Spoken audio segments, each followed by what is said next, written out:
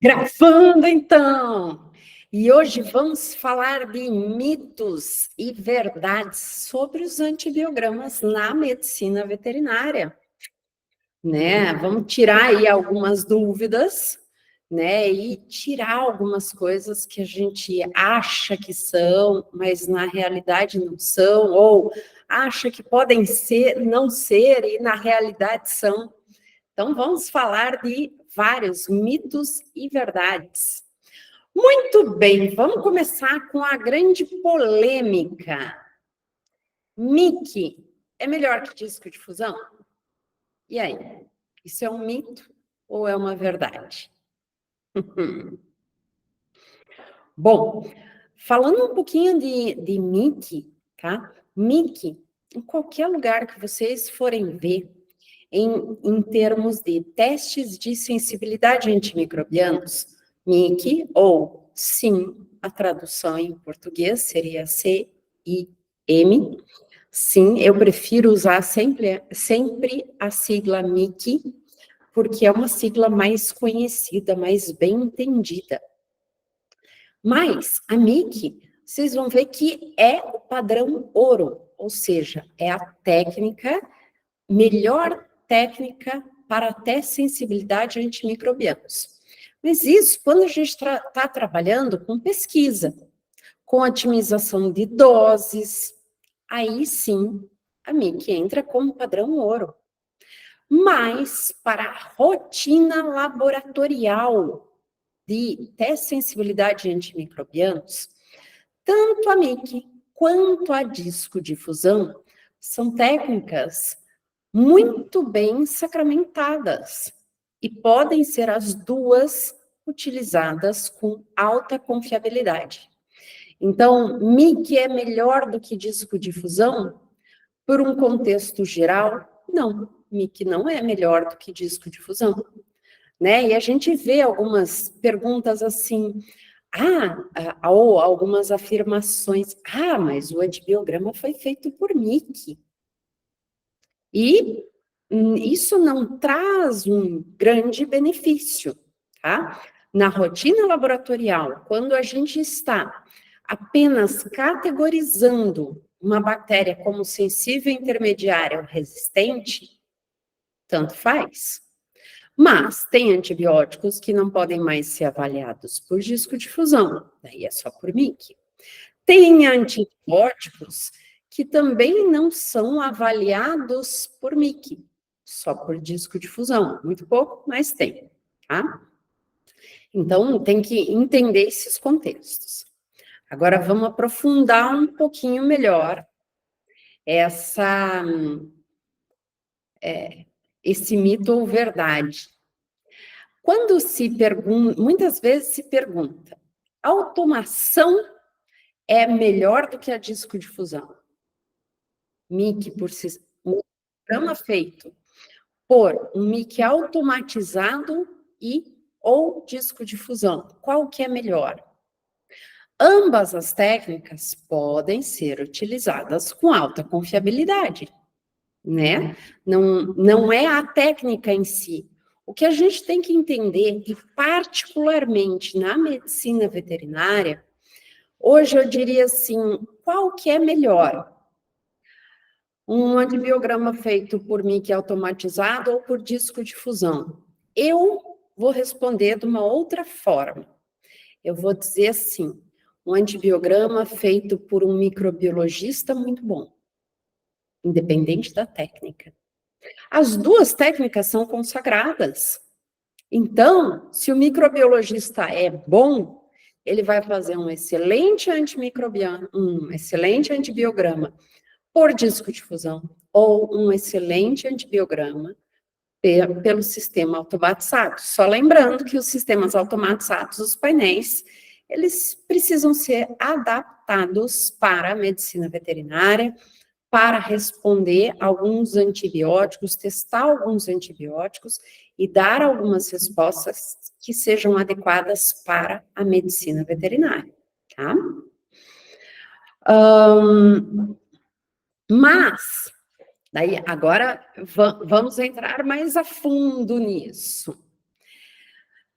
Daí vem uma coisa bastante importante. Quando a gente está avaliando um antibiótico novo, por exemplo, avaliando regimes de dosagens diferenciados, aí a MIC realmente é padrão ouro. Não é por discodifusão que a gente vai fazer isso, tá?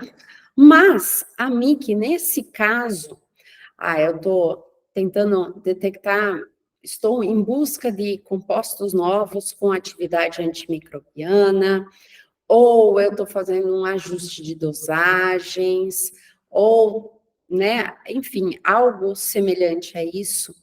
Então, a MIC deve ser feita para esses casos, porém, é uma MIC, tem várias formas de se fazer MIC. O sistema automatizado é uma dessas formas. Mas, quando a gente fala como padrão ouro, quem é padrão ouro? Padrão ouro é MIC realizada por diluição em caldo, eventualmente diluição em agar. A diluição em caldo, ela pode ser por microdiluição ou por macrodiluição, ou diluição no agar. Então, agar em diferentes concentrações de antibióticos, tá? Esses são os padrões ouro, particularmente a microdiluição, que é a mais utilizada para isso. Isso é padrão ouro. Sistema automatizado não é padrão ouro. MIC feito por e-teste não é padrão ouro, tá? Então, tem diversas técnicas diferentes que a gente pode fazer uma concentração inibitória mínima, né? Para a rotina laboratorial, para a rotina clínica, MIC automatizado, discodifusão, são iguais, tá? Mas daí vem uma grande pergunta aí.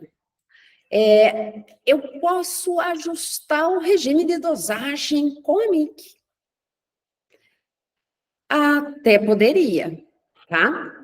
Bom, o que falta para a gente fazer ajuste de regimes de dosagens, faltam estudos na medicina veterinária. Já tem bem mais estudos na medicina humana. Na medicina veterinária, a gente ainda, infelizmente, não tem muita coisa, mas está, assim, de uma forma exponencial, estão sendo geradas novas pesquisas com isso, né? Essa é uma vantagem. Então, logo, logo, a gente vai ter várias formas de fazer ajustes de regimes de dosagens, que pode ser dose, pode ser intervalo entre doses, tá?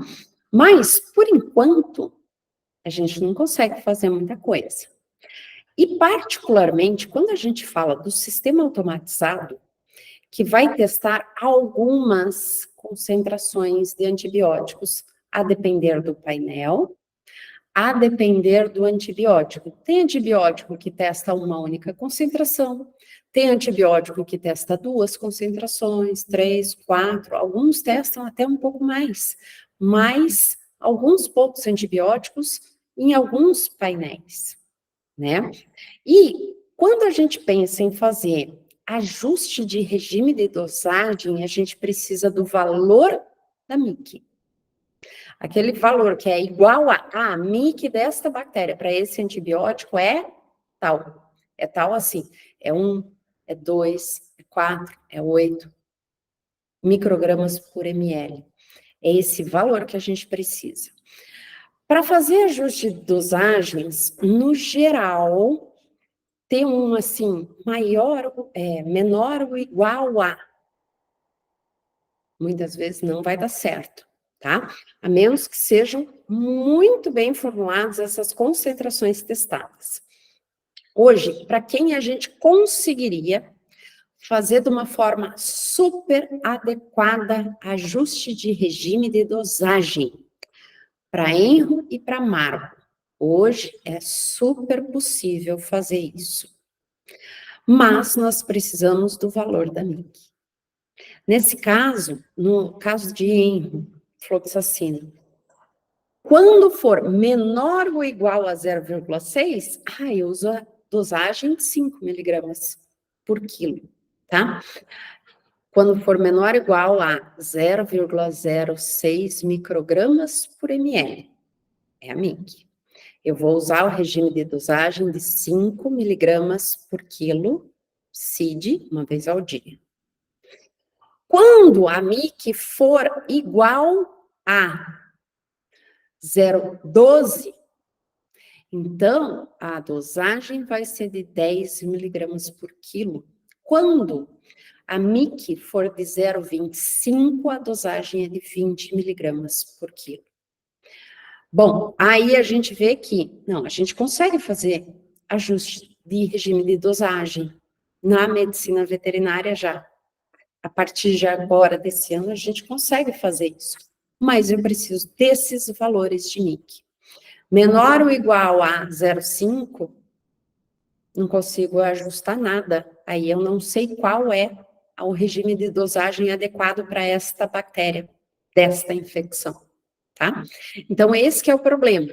Os sistemas automatizados, eles não estão adequados a esses pontos de corte que nós temos atualmente, né?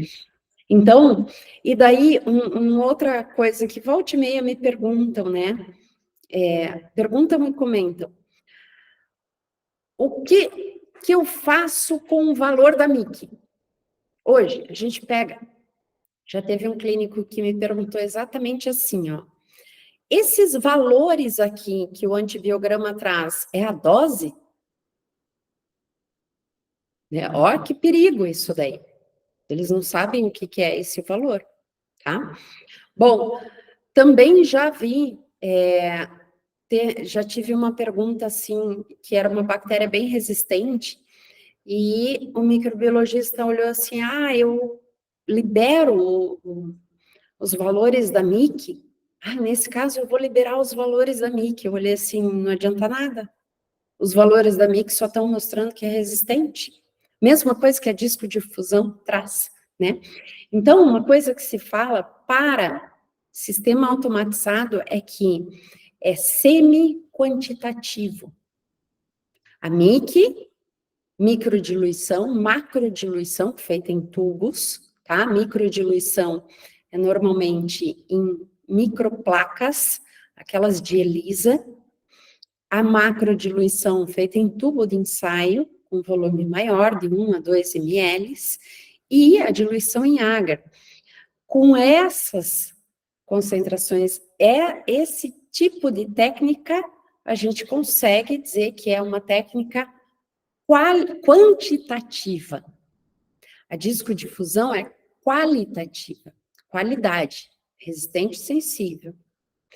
A MIC, por diluições seriadas, é quantitativa. E a MIC automatizada é semi-quantitativa, porque são testados algumas concentrações apenas, tá? Então, é mito. Hoje, é mito dizer que a MIC automatizada é melhor do que a discodifusão. Não é.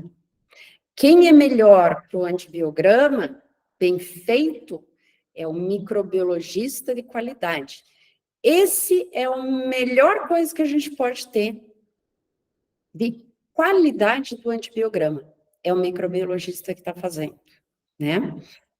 Uma outra coisa importante sobre a MIC também é que a implantação do sistema automatizado precisa ser muito bem pensada, muito bem feita. Os pontos de corte avaliados pelo sistema têm que estar adequados para animais. Não pode ser feito por BRCAST, né? E esse é um próximo ponto. É adequado interpretar um antibiograma para a medicina veterinária com BRCAST ou EUCAST? É um mito isso. Não é adequado a gente fazer interpretação pelo BRCAST ou EUCAST. Por que não? Porque hoje o entendimento que a gente tem entre categorizações, entre sensível, resistente, o sensível aumentando a exposição, o intermediário, Isso é feito baseado na probabilidade de sucesso ou insucesso terapêutico. E não mais apenas na presença ou ausência de mecanismo de resistência. Então, a gente avaliar o que vai acontecer, provavelmente vai acontecer com essa terapia em um animal é diferente da terapia realizada em humanos, porque são espécies diferentes, tem farmacocinética diferente, tem regime de dosagem diferente, né? Então, não é adequado a gente categorizar simplesmente uma bactéria como sensível ou resistente, utilizando padrões de humanos. Aquela terapia tem alta probabilidade de sucesso ou insucesso terapêutico em humano. Cachorro, gato não são pequenos humanos. Cavalo, bovino, suíno não são grandes humanos. São espécies completamente diferentes, que têm farmacocinética completamente diferente. Então, não é adequado a gente fazer um antibiograma para medicina veterinária usando todos os parâmetros de interpretação apenas de humanos. Nós estaremos induzindo o clínico a escolhas inadequadas de drogas e o que vai ocasionar falhas terapêuticas e o que vai ocasionar maior uso de antibióticos com baixa eficácia, que vai levar a maior consumo de antibióticos, o que vai aumentar o problema da resistência antimicrobiana. Então, é inadequado a gente fazer antibiogramas utilizando todos os pontos de corte disponíveis no BRCAST e EUCAST, tá? O que mais? Deixa eu ir tirando. Até aqui tá tudo bem? Vocês concordam comigo?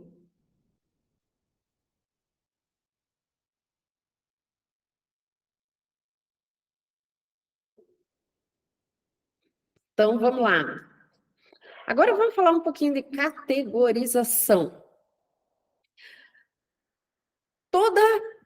Todo antibiótico considerado resistente, essa bactéria, em um antibiótico considerado resistente, essa bactéria tem mecanismo de resistência? Ou seja, a resistência, a categorização em resistente, significa necessariamente que essa bactéria tem um mecanismo de resistência a essa droga? Isso é um mito ou é uma verdade? Isso é um mito. É um mito, né? Por quê? Porque a gente hoje não separa em presença ou ausência de mecanismos de resistência. Hoje, a base geral é a gente dizer probabilidade, alta probabilidade de sucesso terapêutico, é o sensível. Alta probabilidade de sucesso terapêutico, se tiver aumentando a exposição, no intermediário. E alta probabilidade de insucesso terapêutico para o resistente. Não quer dizer que esse resistente obrigatoriamente tenha um mecanismo de resistência. Apenas que pode ser que, em alguns casos, esta droga, para esta bactéria, nesse sítio de infecção, não vai chegar numa concentração suficiente para levar à ação antimicrobiana que a gente busca. Esse é o verdadeiro resistente hoje. Alguns têm mecanismo de resistência, sim, claro que tem. Alguns podem não ter, apenas a terapia não vai funcionar. Daí vem uma outra pergunta. Essa pergunta é muito boa.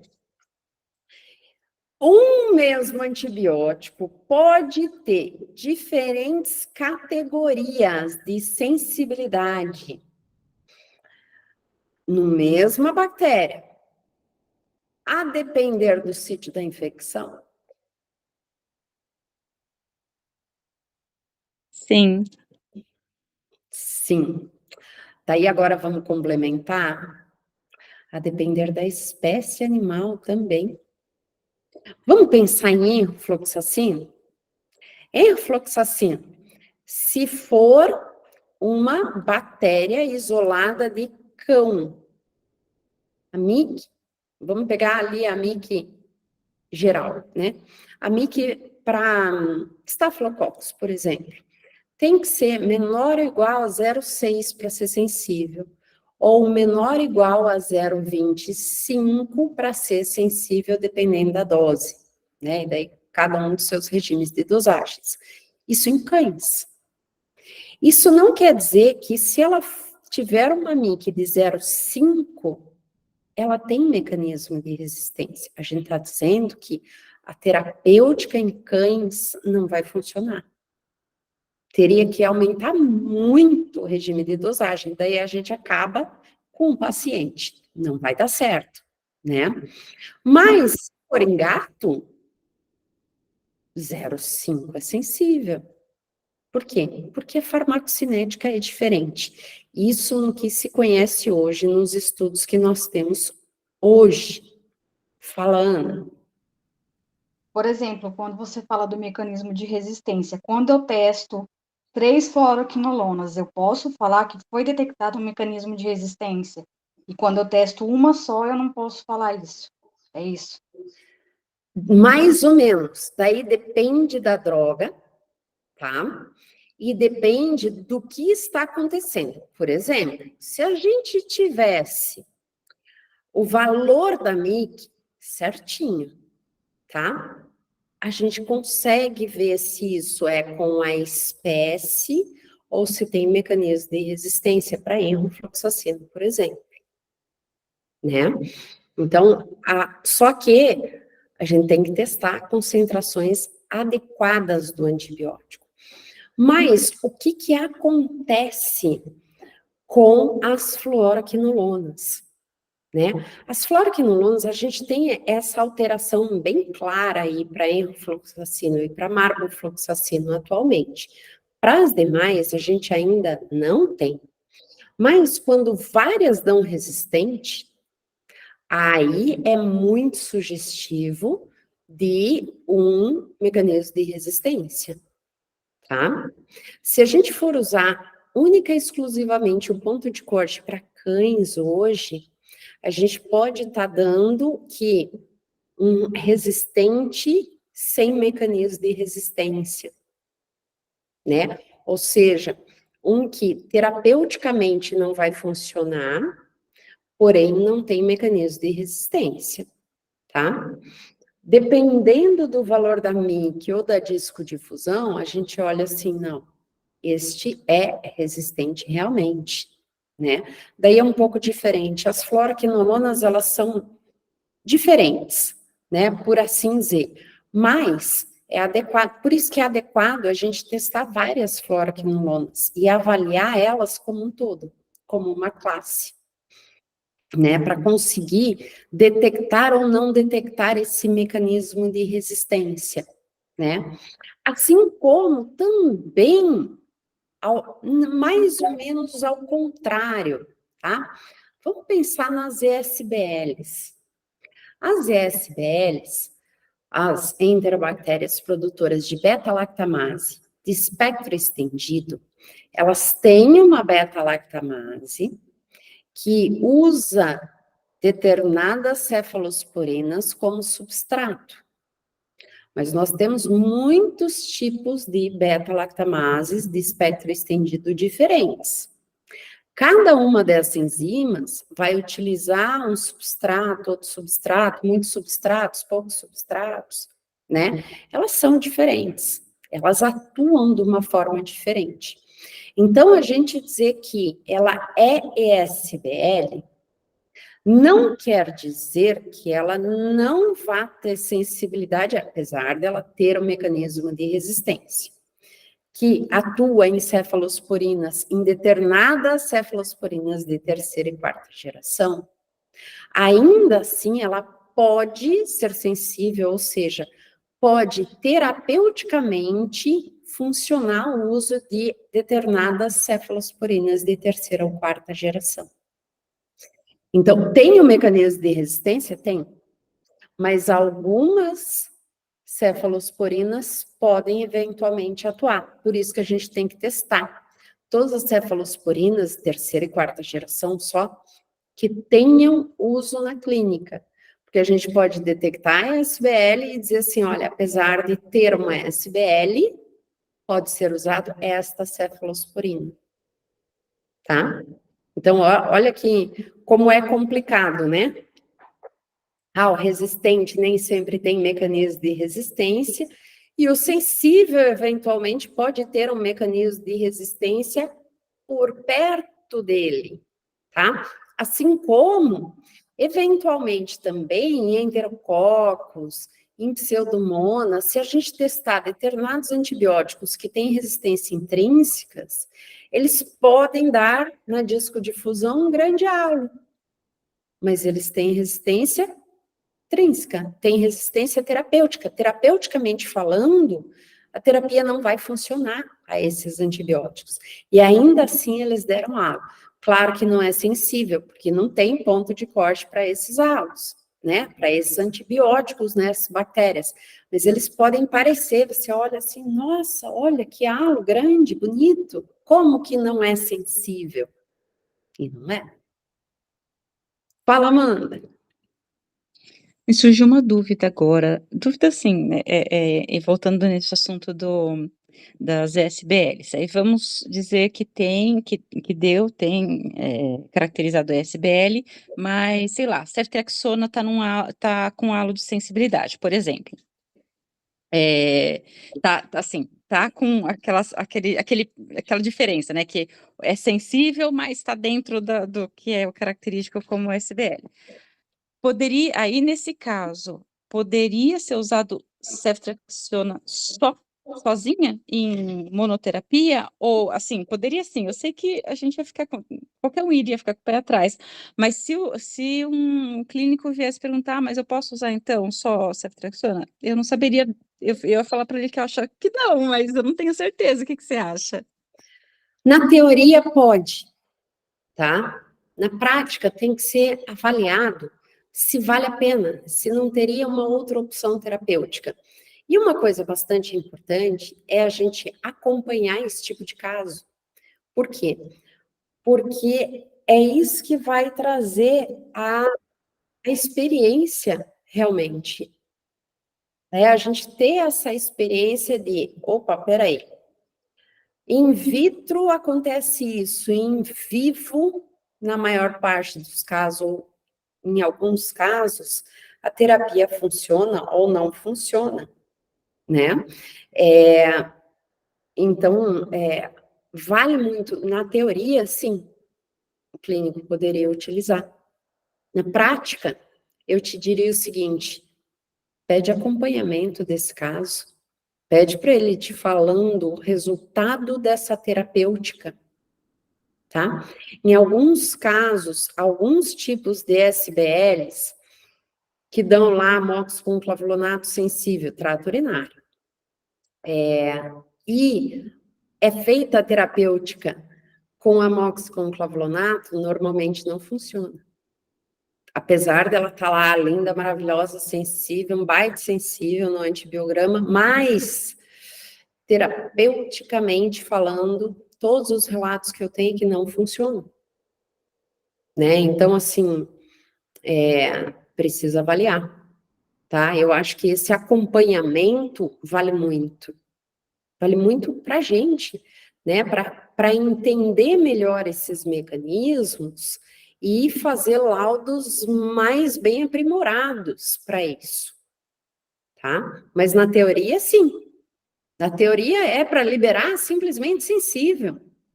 Sabe o que o pessoal da medicina faz? Muitas vezes eles nem testam mais ESBL. Nem querem saber se é ESBL ou não.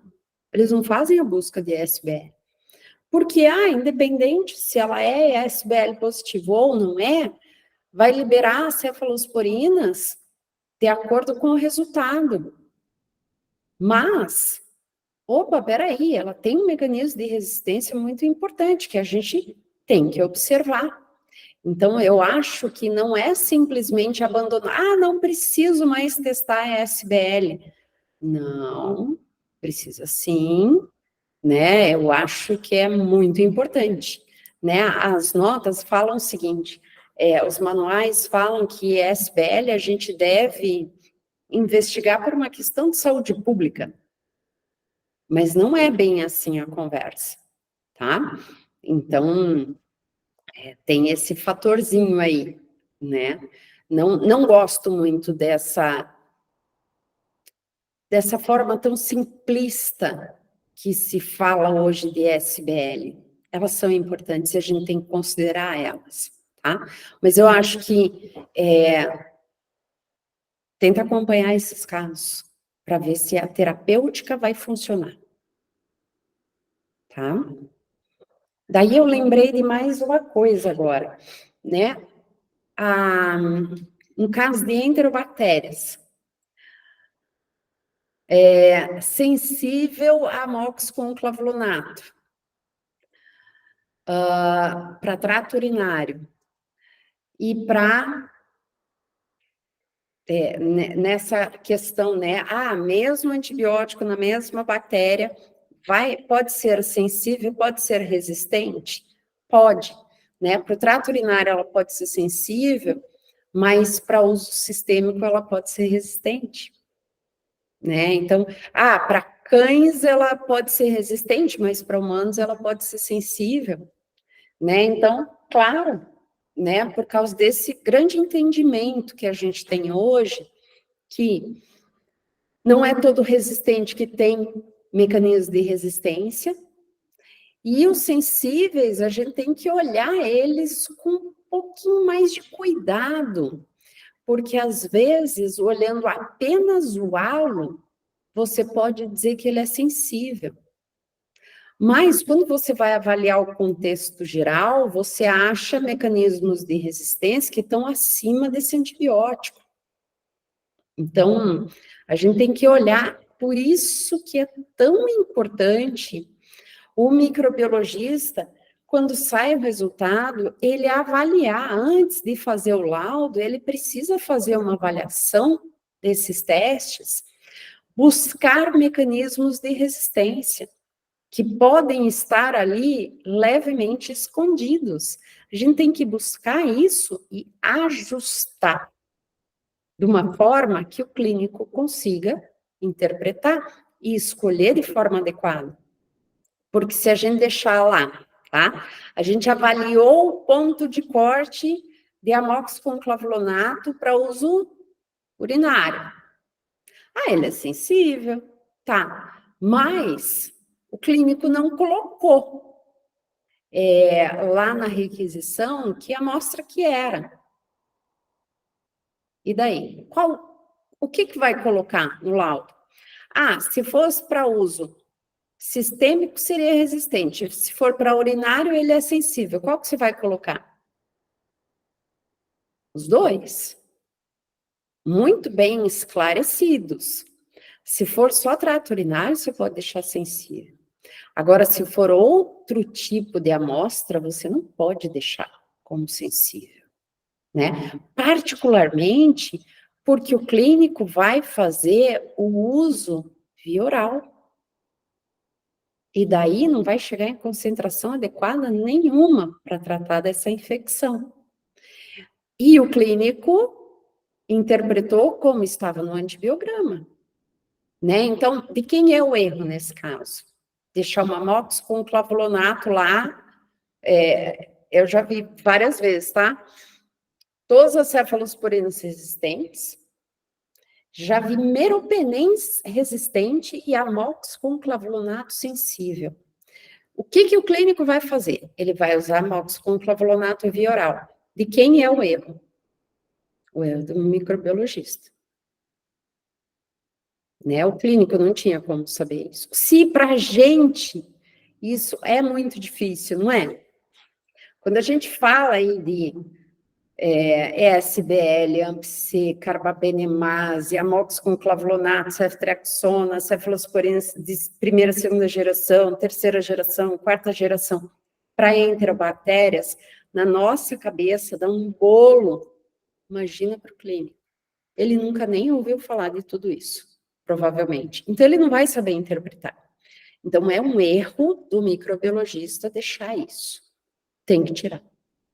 Tá? Tem que ajustar e tirar o que está claramente desconexo com os mecanismos de resistência que foram encontrados ali. Né? Eu vi um laudo uma vez que estava lá, amox com clavulato, lindão, tá? E cefalosporinas todas resistentes, inclusive quarta geração, meropenem era sensível, daí amox com clavulato, lá sensível já nos primeiros antibióticos, né?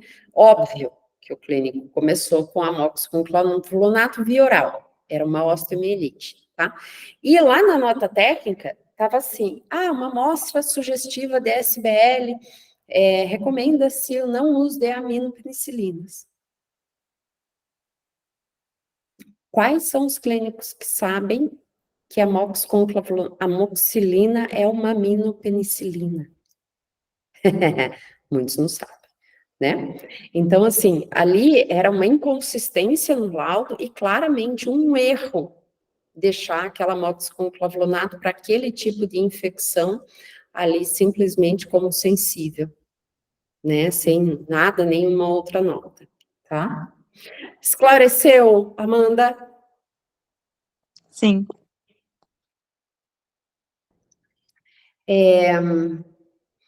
Bom, agora vai ser bom. Intermediário. Intermediário. Ele é resistente ou ele é sensível? Antigamente, o intermediário era um meio resistente. Era, não sei o que ele era. Não sei o que é isso. Então, área de incerteza técnica. Sei lá o que aconteceu aqui. Né? Ele é meio resistente. Ele deve ter um mecanismozinho de resistência baixo. Esse era o intermediário. A gente não sabia o que fazer com o intermediário. Hoje, infelizmente, tanto o CLSI quanto o EUCAST e o BRCAST, eles deixaram o termo intermediária. Isso vem só para confundir a cabeça de todo mundo. Porque o intermediário hoje, ele não é, se eu for classificar, eu só posso classificar em duas formas, sensível ou resistente. O intermediário, ele é sensível aumentando a exposição. O resistente é resistente, daí a gente tem o sensível na dose padrão, sensível. O intermediário, sensível aumentando a exposição. Né? Então, uma coisa que a gente sempre tem que lembrar, intermediário não é meio resistente. Daí vem a segunda parte. Quando a gente olha o antibiograma, como a gente considera o intermediário? Pensa no clínico. Ele olha o antibiograma. Quem que ele escolhe primeiro? Quem que ele vai ver como opção terapêutica? Só os sensíveis. Ele não entende que o intermediário, ele é tanto opção terapêutica quanto um sensível. Vai depender do quê? O intermediário, esse aumentar a exposição, é um termo muito amplo. Ele pode ser naturalmente exposição aumentada, beta-lactâmicos, aminoglicosídeos, fluoroquinolonas na urina. É exposição aumentada. Ele pode ser a farmacocinética daquele paciente, daquele indivíduo, daquela espécie. Ele pode ser uso tópico. Ele pode ser ajuste de regime de dosagem, dose ou intervalo entre doses. Então, o intermediário, ele é um monte de coisa. Para que ele serve? Ele serve mais como um alerta. Um alerta assim, olha, ele pode ser usado? Pode, mas observe qual é o regime de dosagem e o sítio da infecção. Ele é um alerta para não usar em qualquer dose, em qualquer sítio de infecção. Então, para alguns micro-organismos, para algumas espécies, para alguns sítios de infecção, a gente só tem que fazer uma olhada diferente, só isso, tá? Mas, então, o intermediário, ele deve entrar da mesma forma que o sensível, na hora de avaliar clinicamente, né? E não como um resistente. E nós mesmos temos essa tendência. O intermediário, a gente olha assim, foi intermediário. Esse não interessa. Opa, não é bem assim a conversa, tá? Então, vamos tratar o intermediário, vamos colocar o intermediário no lugar dele, né? E agora vem um outro ponto. Intermediário, sensível aumentando a exposição. É a mesma coisa que o sensível dependendo da dose? O SDD, que nós temos hoje para enrofloxacina e para marrofloxacina, é a mesma coisa isso? Não é a mesma coisa. Enquanto sensível, dependente ou dependendo da dose, a gente tem doses específicas. Então, se o valor da MIC é esse, a dose é essa. Se o valor da MIC é esse, a dose é aquela. Então, a gente já sabe disso, já sabe o que fazer. O intermediário, ele é mais amplo, ele é para avaliar. Se for um beta-lactâmico para o sistema urinário, tá tudo certo, já tem a exposição aumentada. Se for uma amox com clavulonato, né, para outros sítios, peraí, a gente precisa olhar a via de administração, né? Não necessariamente a dose, mas a via de administração pode ser importante, tá? Se for um uso tópico, exposição aumentada, naturalmente. Para uso tópico, a gente nunca vai ter, para uso tópico, a gente nunca vai ter o sensível dependendo da dose. Não vai ter isso, né? Porque é muito dependente da farmacocinética, é mais direcionado. Sensível dependendo da dose é direcionado. Sensível aumentando a exposição precisa ser avaliado no conjunto do que está acontecendo com o paciente, tá? Então, é mito que intermediário sensível dependendo da dose é a mesma coisa. Não é a mesma coisa. O que mais? Posso colocar outros antibióticos que eu não testei no laudo?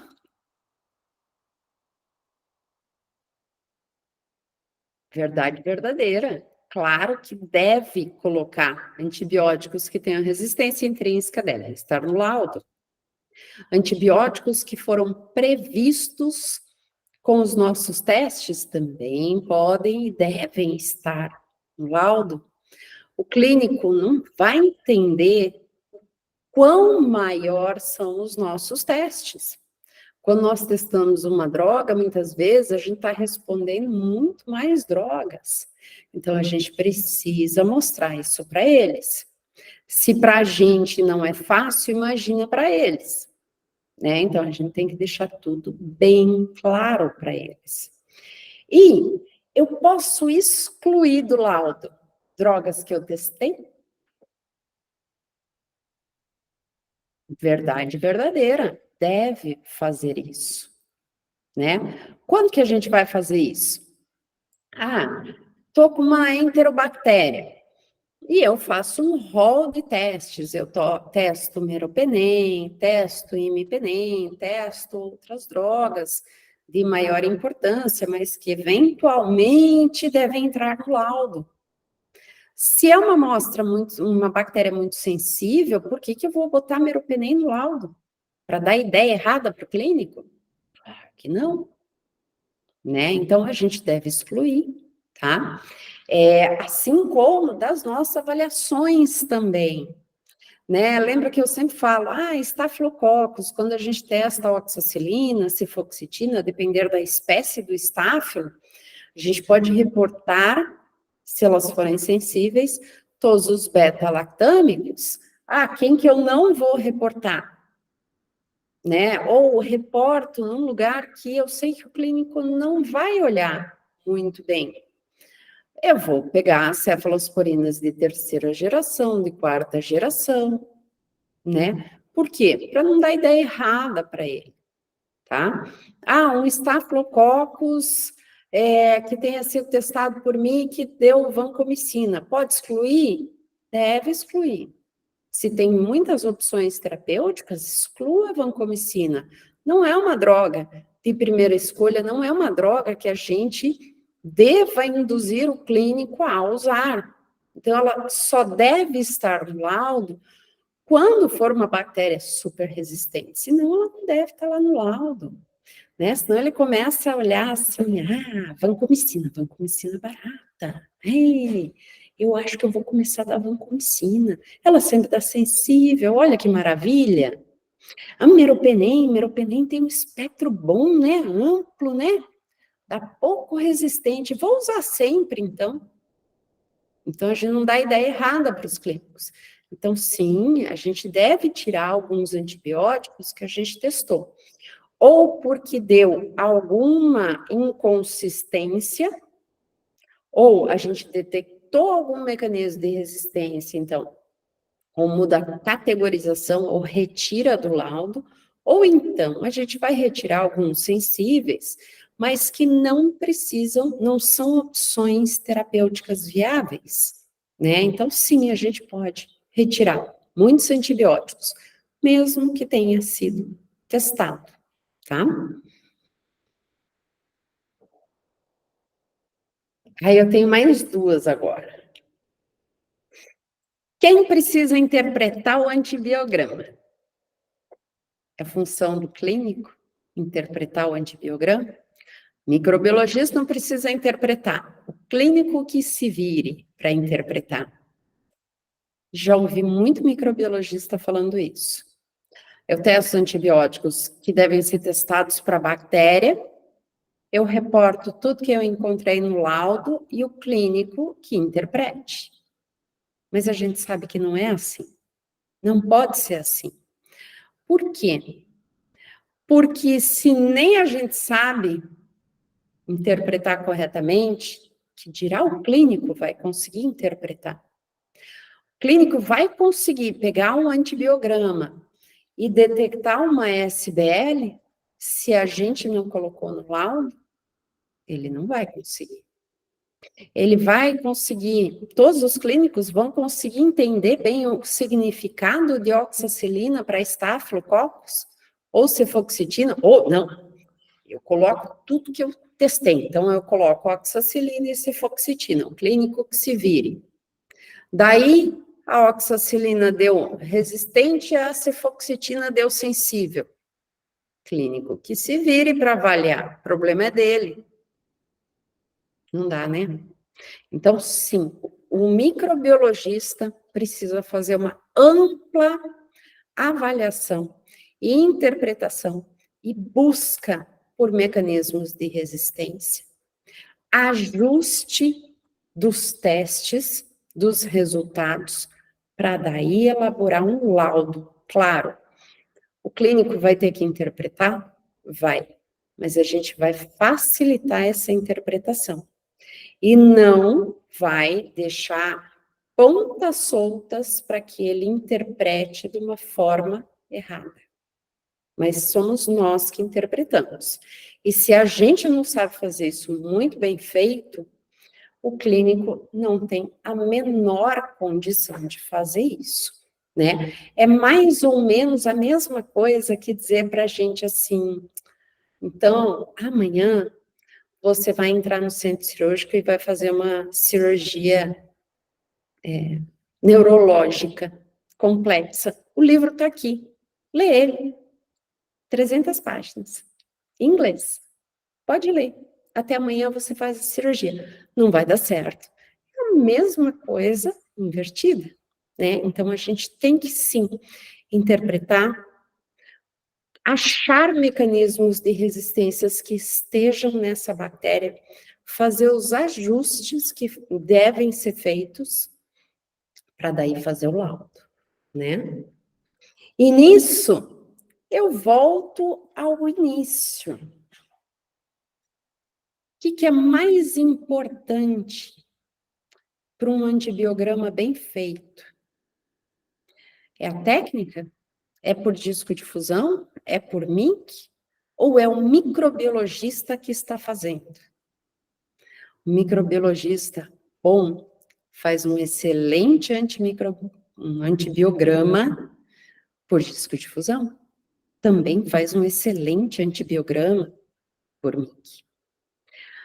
Mas um microbiologista que não sabe o que está fazendo, se você botar um sistema automatizado na mão dele, é provável que o antibiograma fique pior ainda do que um por disco de fusão.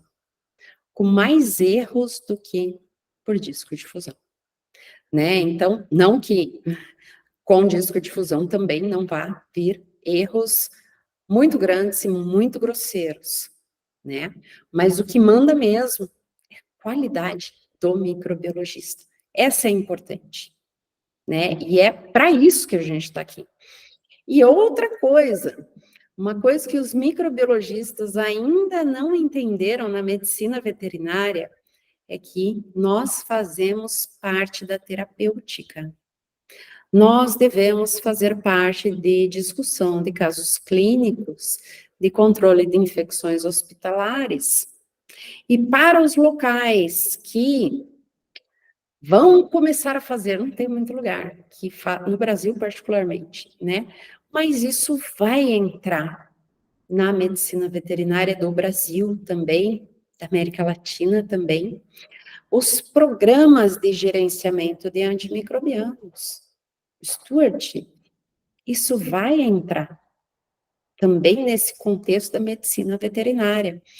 E, normalmente, um dos cabeças desses programas tem que ser um microbiologista. Por quê? Porque agora me fale, tem pessoas que saibam mais de antibióticos do que nós, de classificação de antibióticos, de usos clínicos de alguns antibióticos. A gente não faz a terapêutica em si, mas a gente conhece eles. Tem profissional que saiba mais de bactéria, ou, consequentemente, de epidemiologia bacteriana, de mecanismos de resistência bacterianos? Não tem.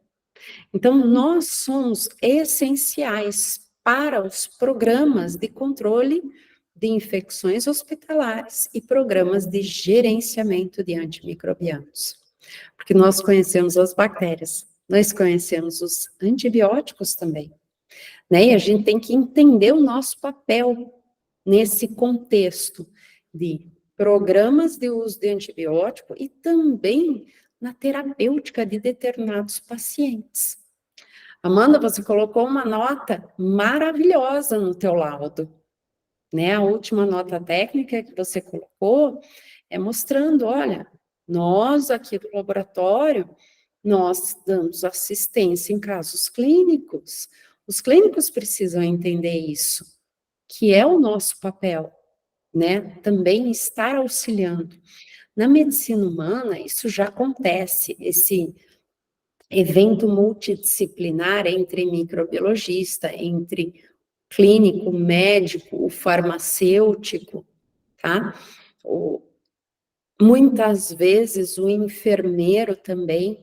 Então, existe uma multidisciplinaridade. Na veterinária, isso está começando agora. Então, a gente tem que mostrar o nosso papel também, certo?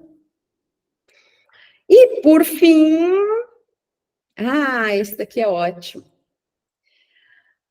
Resultado errado é pior do ou melhor do que não ter resultado? Poxa, não testei, eu estou na dúvida de um resultado, mas é melhor eu liberar do jeito que está. Você libera ou não libera? Você tem dúvida de um resultado, você libera ou não libera? Não libera. Não libera, né? Um resultado errado é muito pior do que não ter o resultado. Particularmente, se a bactéria ela é resistente, mas você está liberando ela como sensível. É o pior erro que a gente pode fazer. Se ela é sensível, você está liberando como resistente, isso é ruim, porque poderia ser uma boa opção terapêutica. Mas, se ela é resistente, se a terapêutica não vai funcionar e a gente libera como sensível, o clínico vai usar, daí vem aquelas reclamações. Ah, antibiograma não adianta nada, porque dá lá, deu sensível, estou usando esse antibiótico, a terapia não está funcionando. E aí? Ah, pode ser biofilme? Pode ser biofilme, claro que pode, tá? Mas pode ser um erro laboratorial. Ah, eu tinha um mecanismo de resistência, mas eu não interpretei, eu não procurei. Ah, eu testei, né? Deu aula, eu botei lá que era sensível. Não deu aula, eu era resistente. É assim que eu faço. É horrível isso, né? Eu acho que não dá nem para dizer que um indivíduo que faça isso é microbiologista, porque não é, tá? Mas tem muita gente fazendo antibiograma dessa forma. Botam os discos de antibióticos, e eu pego o antibiograma na mão, sem pé nem cabeça, os testes, se olha assim, não, só pode ter sido assim, que fez o antibiograma. Deu halo, é sensível, não deu halo, é resistente, né? Concordo que não deu halo, é resistente. Nessa parte eu até concordo. Mas deu halo, é sensível, não dá, né? Isso nunca vai funcionar. É a mesma coisa que dizer que polimixina funciona terapeuticamente falando para estafilococos pseudointermédios. Não funciona, né? Ah, mas a gente testa para identificação, não testa para terapêutica, né? Então, assim, muito cuidado com isso. Por isso que a gente precisa sempre estar atualizado. Por isso que quem faz MIC automatizado tem que tomar cuidado. A maior parte dos sistemas são cadastrados com BRCAST. Não estão sendo cadastrados com pontos de corte para veterinária. E daí a gente dá lá uma amicacina sensível para pseudomonas pelo BRCAST, mas não foi testado na concentração certa para pseudomonas para terapêutica de cães, né? Então, tem que tomar muito cuidado, tem que fazer uma avaliação técnica muito bem feita, tem que conhecer todas as limitações da técnica que você usa. O microbiologista precisa conhecer as limitações da discodifusão. Não, mas eu só faço discodifusão. Tem que conhecer a MIC também. Tem que saber o que a MIC responde ou não responde. Quem faz MIC automatizado tem que conhecer muito bem seu aparelho. Quais são os pontos de corte que são cadastrados? Ah, está cadastrado tudo BRCAST? Sinto muito. Faz manual. Vai pegar todos os resultados, né, Renata? E vai reavaliar tudo de novo, enquanto não tiver cadastrado certo no sistema. É assim, né? Infelizmente é assim. Não tem nada mágico. Quem faz MIC, optou por fazer MIC em microdiluição, tem que ir lá, tem que ficar pipetando, vai ter limitações, né? Não acho que, não, porque é padrão ouro, sai sempre certo, não sai. ela tem 10 concentrações diferentes, daí ele vai diminuindo um pouco o crescimento, né, em 3, 2 concentrações, até que acaba. E, de repente, não tem crescimento, daí 2, 3 postos depois vai lá e tem crescimento. Tem erros também, tem limitações também, né? Então, todas as técnicas têm limitações. Daí eu lembrei de mais uma coisa agora. Identificação bacteriana. Ah, qual é a melhor identificação bacteriana? Automatizada com um microbiologista bom. Automatizada com um microbiologista bom. Muito bom o microbiologista. Daí ela tem uma alta serventia. Bioquímicos com microbiologista bom também funciona. Mal de TOF com microbiologista bom também funciona. Agora, mal de TOF sozinho dá erro. Automatizado sozinho dá erro. Bioquímico sozinho dá erro. Né? Então, tem que ter um microbiologista por trás desse exame.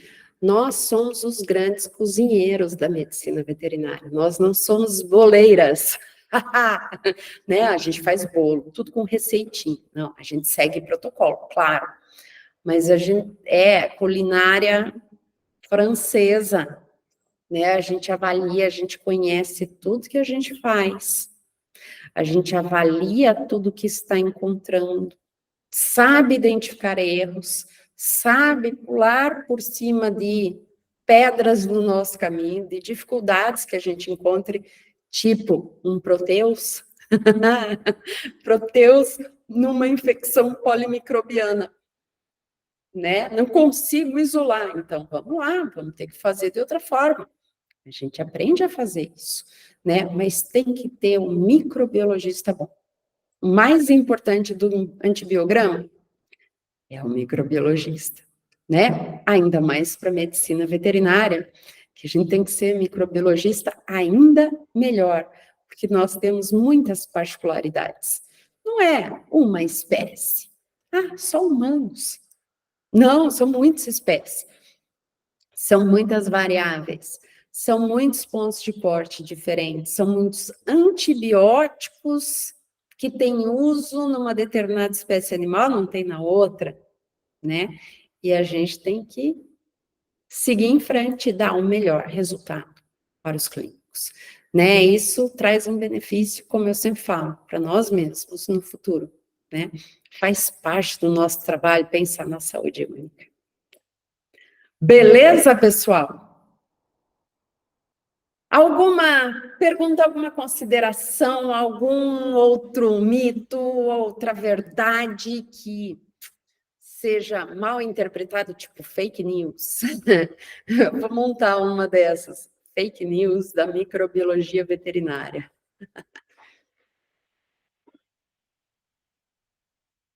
É, que laboratório grande, famoso, é muito melhor do que laboratório que não é conhecido. Isso também é um mito. Essa foi boa. Laboratórios grandes são laboratórios de referência. Gente, para a microbiologia, para bactérias multiresistentes, isolamento, identificação e teste de sensibilidade a antimicrobianos. Para a medicina veterinária, infelizmente, nós não temos nenhum laboratório de referência no Brasil. Os laboratórios grandes, Provet, Texa, não são laboratórios de referência, né? Eles são laboratórios grandes que recebem muitas amostras, mas eles não são de referência. Quem é de referência para a medicina? LACEN. LACEN é um laboratório de referência, né? Infelizmente, e eu já entrei em contato, tá? Eles não recebem amostra veterinária. Né? Eu fui louca lá, não, poxa, a gente tem esse tipo de amostra aqui e tal. Ah, sinto muito. Ninguém recebe. Já fui atrás do LACEN da medicina veterinária, eles olharam assim, não, a gente só faz brucelose, tuberculose, leptospirose. Só isso. Tá? Então, assim, nós não temos, infelizmente, um laboratório de referência quando a gente isolar uma bactéria que tem um fenótipo em comum, né? Não tem como a gente confirmar a identificação bacteriana ou confirmar mecanismos de resistências. Infelizmente, não tem. E olha que na medicina humana, determinados tipos de bactérias, determinados tipos de infecções, o laboratório é obrigado a mandar para o laboratório de referência para fazer a confirmação. E a gente não tem isso, né? Então, assim, é um grande problema, tá? Um grande problema mesmo, né? Eu acho que enquanto a gente não tiver um laboratório de referência, cara, a gente nunca vai conseguir, a gente vai andar até um certo ponto, mas isso vai ter que ser criado, né? Hoje, com o problema que nós temos de resistência, não vai aguentar muito tempo sem ter que abrir isso, né? Porque, ó, semana passada a gente estava comentando daquele caso que foi uma pan-resistente, não foi testada a colistina, né? Se testasse colistina e confirmasse resistência, com certeza, ela era pan-resistente. Isso na medicina veterinária, um cachorro, né? Então, assim, a gente precisa disso. Daí a pergunta, como faz um laboratório se tornar referência? Boa pergunta, eu não sei, tá? Exatamente como funciona isso. Até o que eu conheço tem que ser credenciado no Ministério, né? Tem toda. E eu não sei se laboratórios privados conseguem ser referência, mas, né, teria que procurar. Boa pergunta essa, tá? Mas realmente, a gente tem que entender que laboratório grande é grande e recebe muita amostra. Não necessariamente faz exames com a qualidade que às vezes outros laboratórios menores não façam, né? Depende do microbiologista. Fala, Amanda. Tá simples de ter laboratório de referência na veterinária. É só esse que tem no humano te contratar. Olha só, tava tudo acertado. Pois é, né? Mas, olha, eu faço parte de uma comissão, eu entrei nessa comissão, gente, eu não lembro nem que ano, 2010, 2012, alguma coisa assim. Eu entrei numa comissão estadual de epidemiologia, tá? Para contenção de eventuais problemas. Nessa comissão, fazem parte muitos professores universitários, mas também o pessoal de laboratório de referência, pessoal da vigilância do Estado. E na época, eu ainda falei assim, eu cantei a bola, gente, tá, que lindo, né, falar toxoplasmose, não, toxoplasmose não, mas nem leishmania ainda não se falava, não era uma fonte potencial problemática na época, mas assim, aftosa, brucelose, não sei o que, não sei o que, não sei o que, lá que trataram e tal. Daí eu olhei assim, gente, e as bactérias multiresistentes? Todo mundo me olhou assim, tipo, né? Por quê? Bactéria resistente a antibiótico, tipo, só da medicina, né? Eu olhei assim, olha, vocês ainda vão se lembrar de mim. Quando isso se tornar um problema, e daí tem que sair correndo desesperado atrás, vocês vão se lembrar que lá em 2000 e bolinha, podia já ter começado a trabalhar em cima disso, né? Então, assim, é duro isso, tá?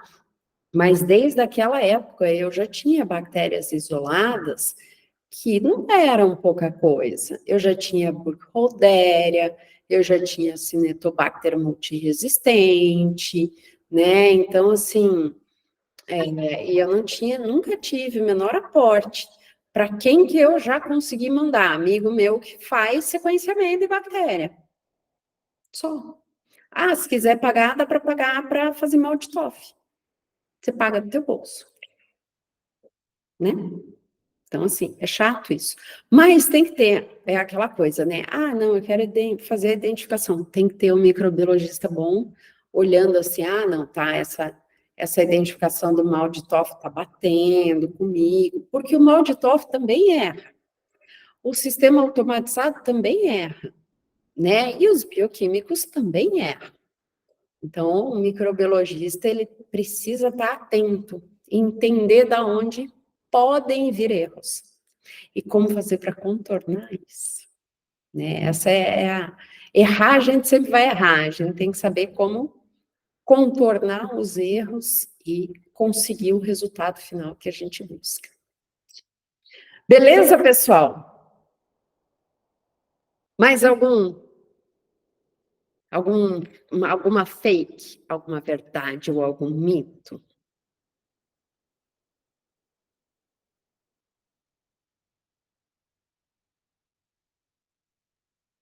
Então, por hoje, ficamos aqui. Tchau!